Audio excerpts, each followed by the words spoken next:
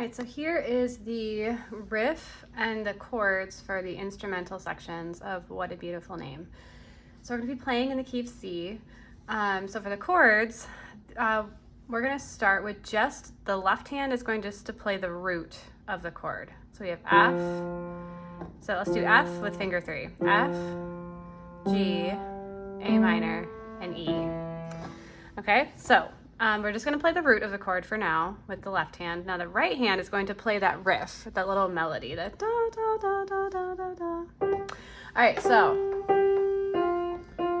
we're going to start. So if you look at the instrumental, there's 4 bars in each instrumental. The first bar is it's actually right on the beat. We're going to play 2 G's and 2 F's. So if I were to count you in, 1, 2, 3, 4. Here's the first bar.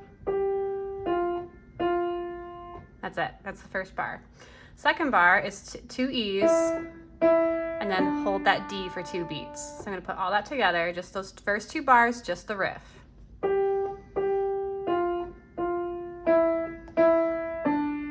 Now the second, the bars 3 and 4, they're identical except for the last note. The last note we're going to reach down to B. So if we're in this position, this is going to, you don't have to move your right hand. So now here's the bars 3 and 4. Sorry, one more time.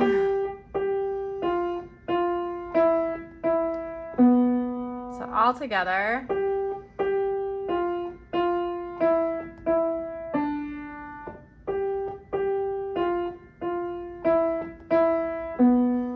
All right, now the left hand is going to hit and hold just the root of the chord while we play the right hand, the riff in the right hand. So I'm going to just do the first bar. So we're going to do F in the left and then do G, G, F, F. So this is going to be held and this will do the pulsing, right? So very similar.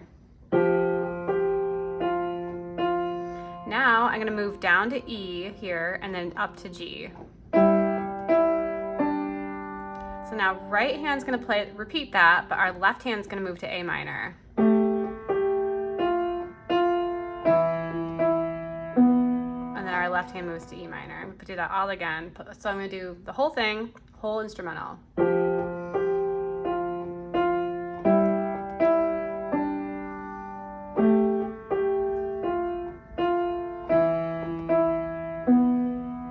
Okay. Now practice that. When you feel comfortable, come back. So we're around the 3-minute mark. I'm going to start adding a little bit more complexity to the left hand. Okay, now my left hand is going to play octaves. I'm going to play octave F's, G's, A's, and E's. So my right hand is not going to move, but my left hand is going to move around getting those octaves. So I'm going to now, I'm going to hit and hold the F's, the octaves, and then adding the riff in the right hand. Here we go.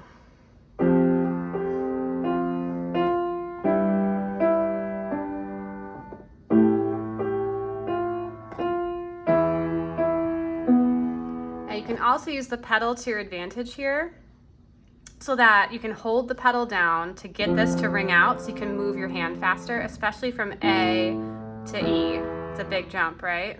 So I'm going to add the pedal now. Lifting with every bar.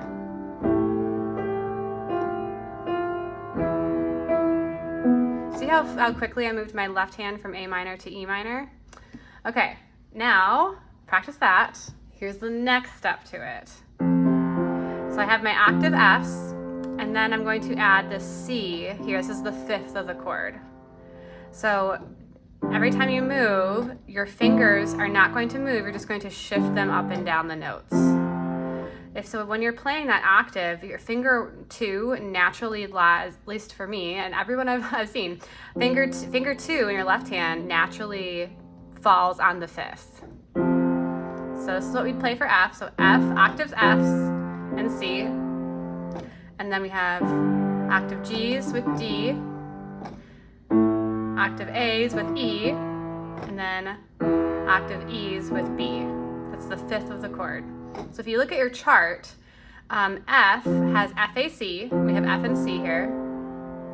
G has G, B, D. We have G and D. A minor has ACE. We have A and E.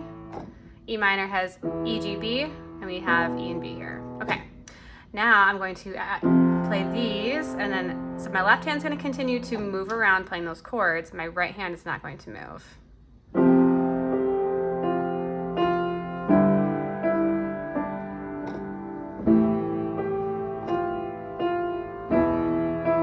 And it repeats.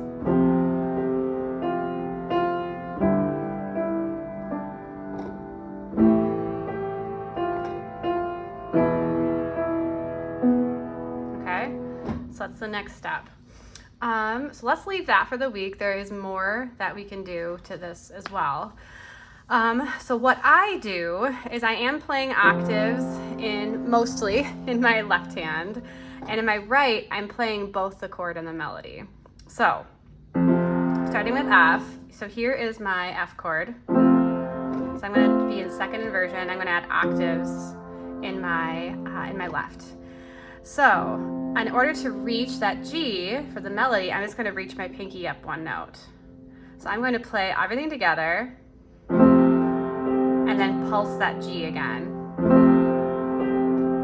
And then move down to F. So now we're playing the chord. See that? Now I'm going to play G, but I'm going to add that E on top. Now I'm going to shift to A minor. So here's A right here. Now I'm going to play that G on top. And now E.